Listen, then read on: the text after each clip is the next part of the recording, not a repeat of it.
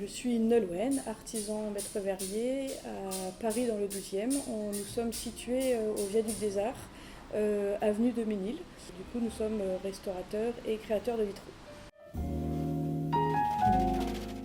Minutie, dextérité, mettre en valeur aussi les lumières, les couleurs et puis surtout être très bon en peinture sur verre.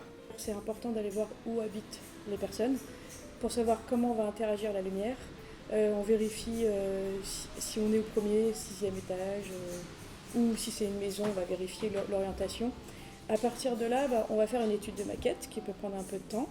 Une fois que les maquettes sont validées, il y a tout ce qui est partie création très technique, donc tout ce qui est gabarit, coupe de verre, peinture sur verre, sertissage, soudure, masticage et après jusqu'à la pose chez le client.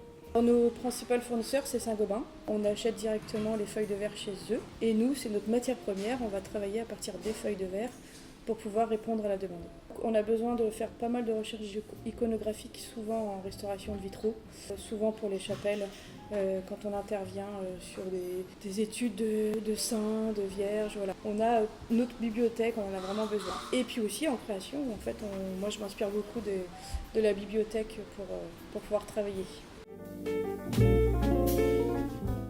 L'architecte décorateur qui a souhaité intégrer des vitraux chez le client. Il y avait déjà des vitraux, mais assez sombres, qui ont été retirés et à partir de là, il y a eu une nouvelle création avec des vitraux beaucoup plus clairs. Le décorateur de chez Erinck avait lui-même dessiné la maquette et la collaboration s'est très bien faite. Du coup, on a pu faire des vitraux pour 2 pièces. Nous, on a une très bonne connaissance de la lumière sur différents verres colorés dans la masse qu'on va utiliser. Et notre rôle, en fait, c'était de bien interagir entre les différentes couleurs que l'architecte souhaitait. Donc, on a vraiment pris le temps de choisir les couleurs qui allaient le mieux interagir pour cette salle à manger et la cuisine. Donc, on avait une gamme qui a été choisie en fonction du marbre qui a été posé là-bas, des boiseries.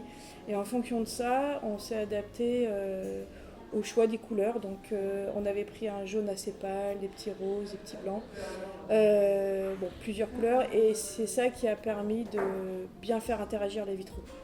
Ce qu'on a peint sur les vitraux de la salle à manger, c'est tout ce qui était feuille d'acanthe. Et ce qu'on a intégré sur la feuille d'acanthe, c'est tout ce qui est nervure et ombré.